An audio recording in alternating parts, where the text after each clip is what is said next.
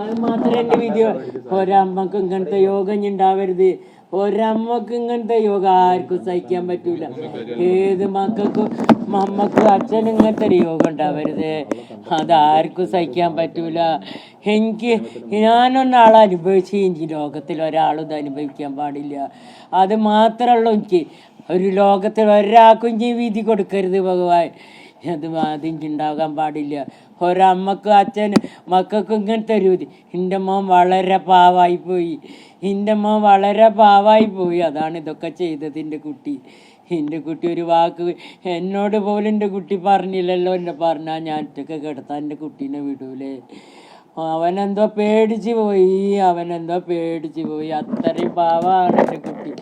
ഇന്ന് വരയ്ക്ക് ഒരു പെണ്ണിനോട് ഒരാളോട് ഒരു മുഖം കറുപ്പിച്ച് ചീത്തത്തരത്തിലൊരു വർത്താനം എൻ്റെ കുട്ടി പറഞ്ഞിട്ടില്ല. ഈ 41 വയസ്സിൻ്റെ അടുക്ക് ഇന്ന് വരയ്ക്കും ഇന്നറിയണവരും എൻ്റെ കുടുംബക്കാരും എൻ്റെ എൻ്റെ അമ്പലത്തിലുള്ള ആൾക്കാരെല്ലാവരും പറയും കന്യൻ്റെ മോൻ നല്ലൊരു മോനാണ്.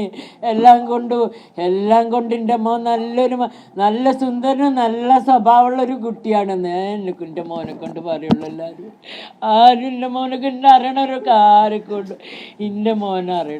ആരും എന്നെ കൊണ്ട് നന്മത് മാത്രമേ എൻ്റെ മോനെ കൊണ്ട് നന്മ മാത്രമേ പറയുള്ളൂ. ഇനി ഒരിക്കൽ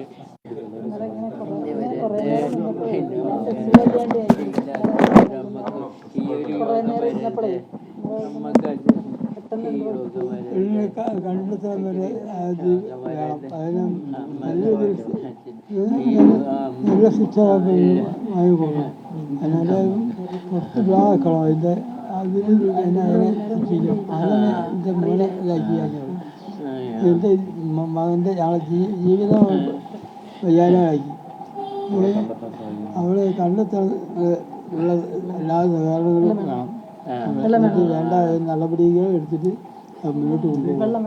അല്ലാതെ അവളെ ഒരു ഇതായിട്ട് നമുക്ക് അവിടുന്ന് കഴിച്ചിടാനുള്ള സ്ഥിതി ഉണ്ടാക്കാറുള്ളൂ. എനിക്ക് പറയാനതേ ഉള്ളൂ. എനിക്ക് വേറെ പറയാനൊന്നും കഴിയണില്ല. എല്ലാ കാര്യങ്ങളും പോയി ആകെ ഒരൊറ്റ പൈതലുള്ളൂ. ഈ പൈതല് മാത്രമേ ഞങ്ങളെ നോക്കാനുള്ളൂ. അതിനെളുപ്പം കൊണ്ടുപോയത് ഈ ഒരു പൈതല് മാത്രമേ ഞങ്ങളെല്ലാ കാര്യങ്ങളും നോക്കാനുള്ളൂ. ഇന്ന മോനെ ഇന്നയും പപ്പനെയും കൂടി അങ്ങോട്ട് കൊണ്ടുപോയാൽ മതി. കൂടുതൽ വാർത്തകൾക്ക് News 18 കേരളം യൂട്യൂബ് ചാനൽ സബ്സ്ക്രൈബ് ചെയ്യുക.